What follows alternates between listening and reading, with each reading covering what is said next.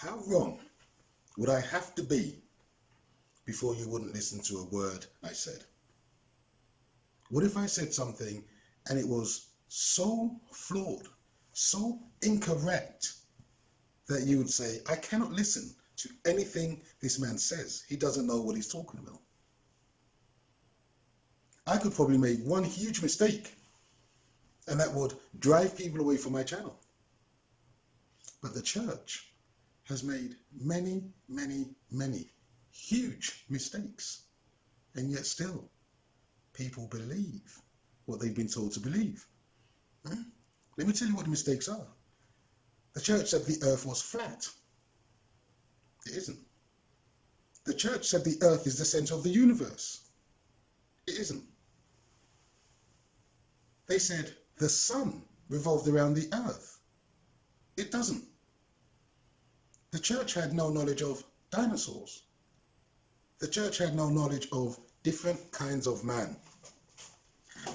But the church says they have a direct line to the Creator. So that doesn't make sense. Now, I could overlook these errors if a primitive man with no actual knowledge of anything perceived the world in this way. But God, who made the earth and everything in it, and he didn't have a clue what he made. Now that isn't something to be overlooked, in my humble opinion. If God believed the earth was flat, the sun revolved around the earth, the stars in the night sky was just for decoration, then he had no recollection of what he created and when. And if he doesn't know this, then I have to conclude he doesn't know what he's talking about. Let me give you an example.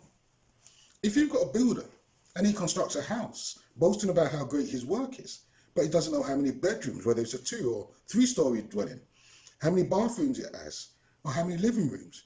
If the builder cannot tell you accurately about his brilliant project, is ignorant of the facts about what he created, why are you going to trust anything that builder says? If you went to an estate agent who says he's got it on good authority that a magnificent house has been built that has 2 bedrooms, is in the center of the village, that the village is flat, it has its own exclusive power plant just for that house, and no one else has lived in that house, and you go to see the place and you see that it's got 5 bedrooms, it's on the outskirts of the village is full of steep hills, the power plant is for all the properties in the village, and the house is older than he said, and has many generations of people who have lived in it. Would you trust anything that estate agent says? Well, apparently in this world, yes. People still trust the corrupt, know-nothing estate agent. Maybe because they don't know he doesn't know what he's talking about. Maybe they don't know that he simply makes things up as he goes along. Or maybe it's because they don't know of his major mistakes, that he doesn't have a clue what he's talking about. Or maybe they know, but choose to ignore the fact because he wears fancy clothes and has produced a brochure saying how great he is. Who knows? But facts are facts. So let's start dealing with facts. Mistake number 1. The earth is the center of the universe. The sun revolves around the earth. Now, Nicholas Copernicus proved this was not so, and he was called a heretic by the church. He was charged and put under house arrest for the rest of his life. Now, they knew in ancient Egypt, several millennia before, that the earth revolved around the sun and that there were other planets too. They calculated the circumference of the earth. And the ancient Greeks knew this fact too, because they got their knowledge from Egypt. But apparently God didn't know. Mistake number 2, that the earth was flat, and if you sailed too far in the wrong direction, you'd fall off the edge. How could God have made the earth and not known it was round? Because the ancient Egyptians knew the earth was round. Mistake number 3. He did not know there were 2 other continents to the east of Europe, being North and South America. So when the Europeans sailed east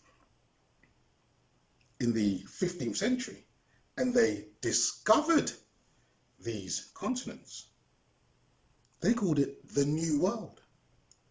So how could God not know that there were other continents if he made the earth? How could he not know? Mistake number 4. He never knew he'd made dinosaurs. Did he forget? Or was it just the fact that he didn't know dinosaurs existed millions of years ago? And mistake number 5. He never knew he'd created different kinds of man. He didn't know that.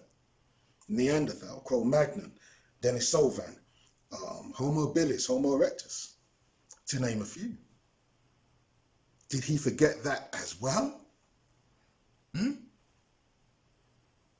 To me, these mistakes, these errors are fatal towards having any credibility whatsoever. It is incredible to believe that the Creator created heaven and earth, but had no clue what he created. It is equally incredible to hold that someone says they have a direct line to the Creator, but the Creator doesn't have a clue what he designed and built. So ask yourself this: who is the fraudster? The Creator or the person who says he has a direct line to the Creator? Who's lying?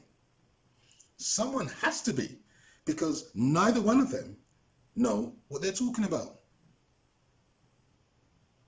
So it's my opinion that we must start to deal with facts and facts alone. We need to let go of beliefs and start dealing in facts, and just facts. Because as long as you're holding on to beliefs, which is unsupported by any evidence, you're going to continue to do and act in ways which is detrimental to you. If we start to deal in facts and facts alone, then we start to move forward. Someone said the truth will set you free. And I agree with that. But I want to add, facts will set you free as well. Thank you for watching. Please share and subscribe. More videos coming soon.